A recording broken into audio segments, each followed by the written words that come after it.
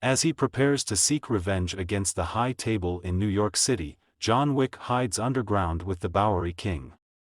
He goes to Morocco and murders the Elder, also known as the one who sits above the table.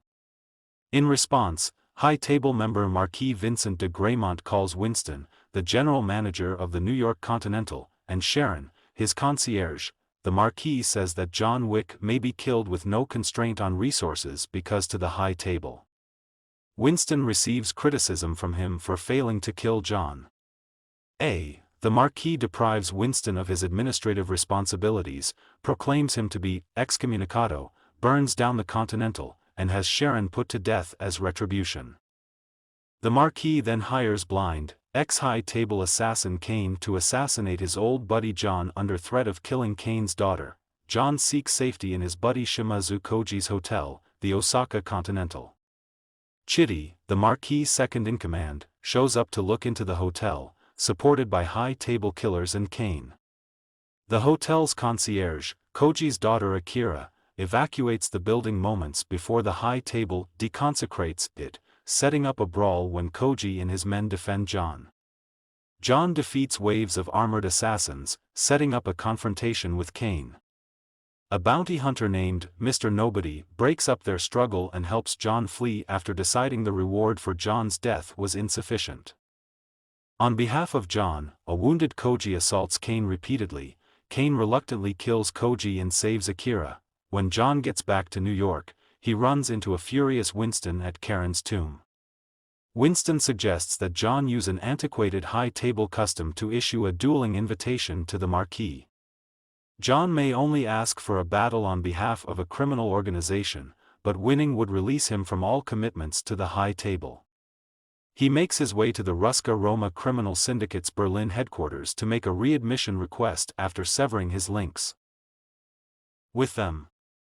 His adoptive sister Katia stipulates that for readmission, John must kill Killa Harkan, a High Table member who murdered her father. Killa is confronted by John at his club. Kane and Mr. Nobody assist John against Killa's henchmen when a fight breaks out. John ultimately kills Killa and regains his status. Winston informs the Marquis of John's official challenge. As John's second, Winston asks that the New York Continental be rebuilt and that, should John win, he be appointed manager once more.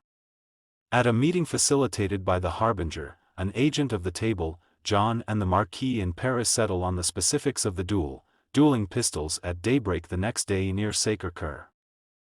The Marquis names a hesitant Kane to take his place. Should either fail to show there on time, John and Winston will be put to death. John receives a gun and a brand new ballistic suit from the Bowery King when he arrives in Paris. With a $26 million reward on John, the Marquis wants to keep him from getting to the combat in time. On his approach to Sacré-Cœur, John battles swarms of assassins, including Mr. Nobody, who arranges for the bounty to be raised to $40 million.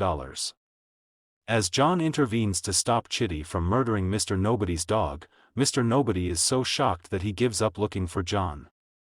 They get to the peak just in time for the duel after helping John fend off multiple assassins, including Chitty, who Mr. Nobody ends up killing, in the Rue Foyetier. After 2 rounds of combat, John and Kane exhausted one another. After Kane seriously wounds John, the 3rd round is called off. Requesting the right to lead the coup, Kane and John are released from the High Table by the Harbinger, and Winston is given his position back. John contemplates his life and marriage before fainting on the staircase and passing away from his wounds. Winston and the Bowery King said goodbye to John at his tomb, which was close to that of his late wife Helen, while they were back in New York.